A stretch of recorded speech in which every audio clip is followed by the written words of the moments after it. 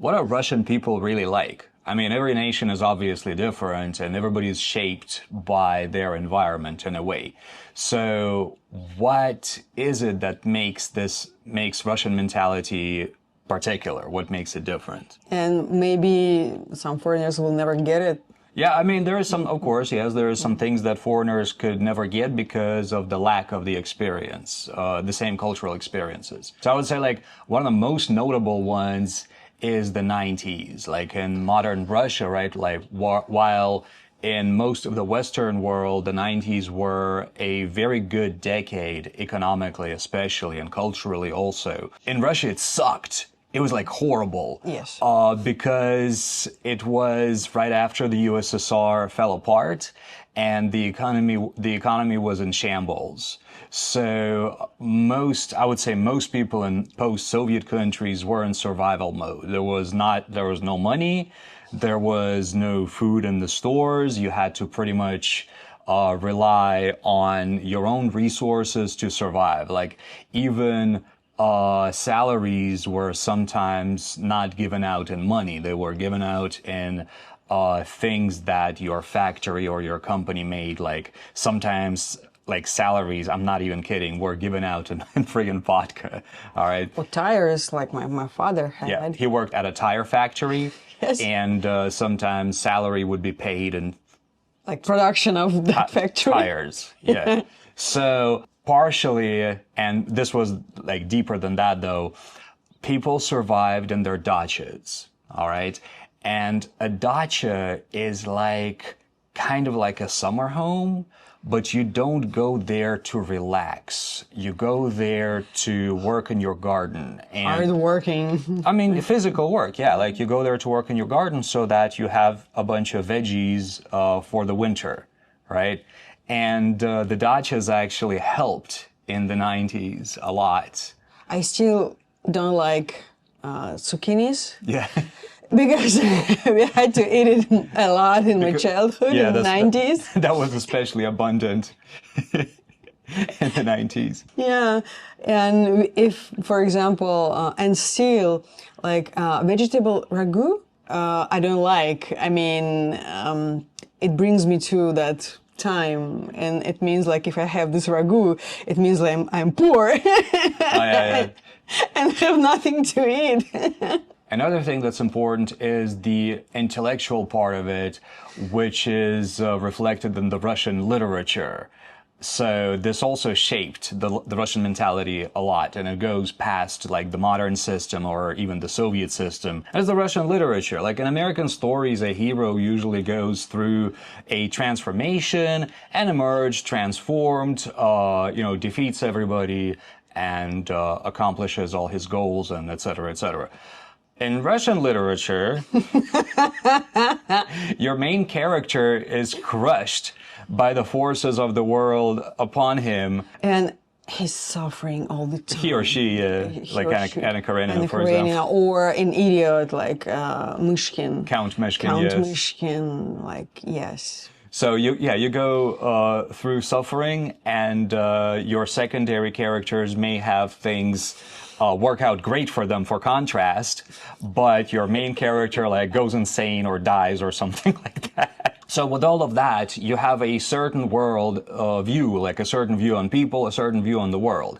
And the typical thing, the typical part of the Russian mentality, which is shaped by the crises, like the 90s, a lot of events that happened since the 90s, just go read the news.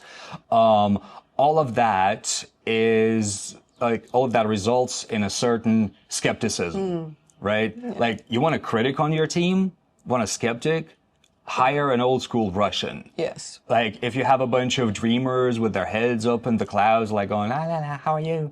Right?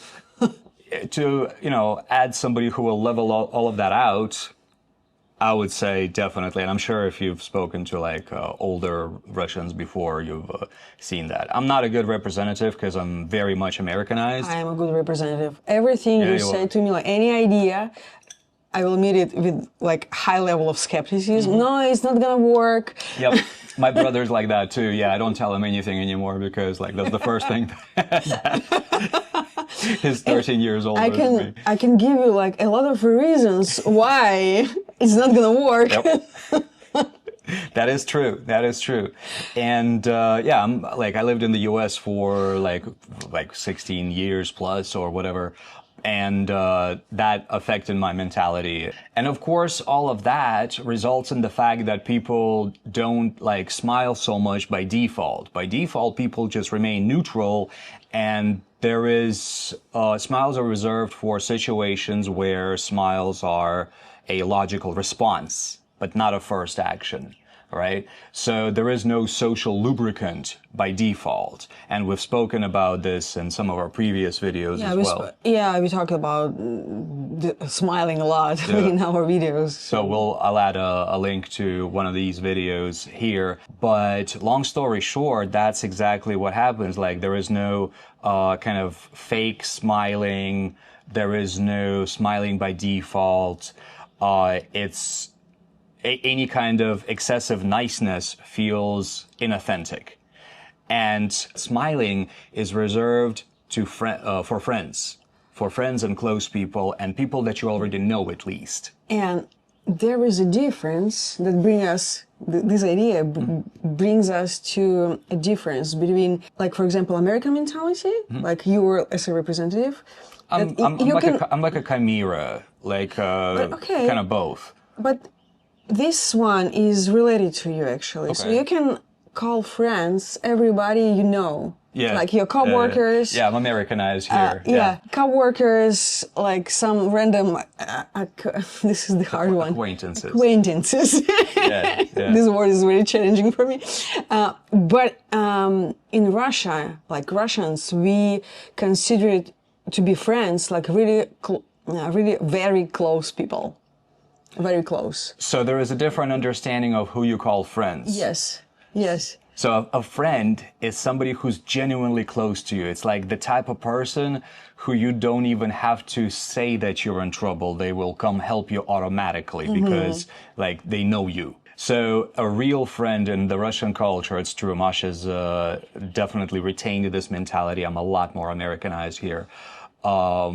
She does have a true friend that will help her no matter what. And those friends are few, and these friendships are deep. Yeah, so, and I believe that a person cannot have a lot of friends because I put that idea to the word friends, because I think you really cannot have like so many close people, really close, like with deep relationship. And in these friendships, like it's actions that define them. Actions generally mean more than words, for sure. And depth is valued. Yeah. So that's another thing. And a good friend you can like fight with, like even like with guys, you can even physically fight with your friend, but you will still remain friends. That's the important part. Yes. Like I've seen, it's not just even about friends. I've seen this in Seattle, in Tacoma, actually, a long time ago. I had an American dude tell me this story where a bunch of Russian sailors came in on a ship and they all got drunk in a bar and there was like a huge bar brawl. And after it was over, they're just hanging out and hugging each other and drinking together and talking and like having fun, right?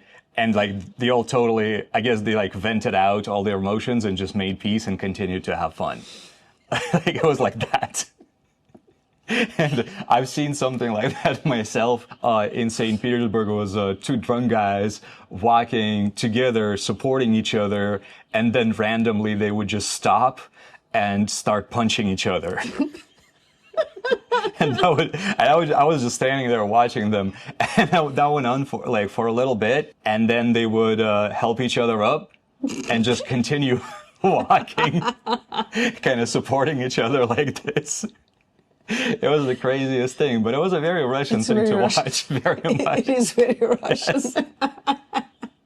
So These are, of course, things that kind of shape the Russian mentality.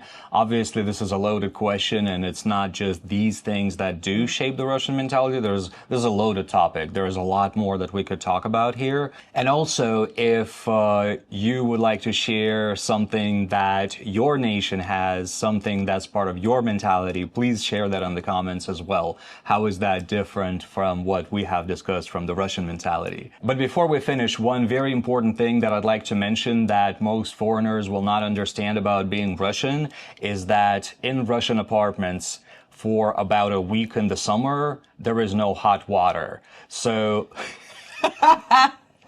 and there's two types of Russian people, two types of reactions to this. You either boil your water to bathe or to kind of like wash yourself with. I mean, obviously you combine it with cold water to create a comfortable temperature.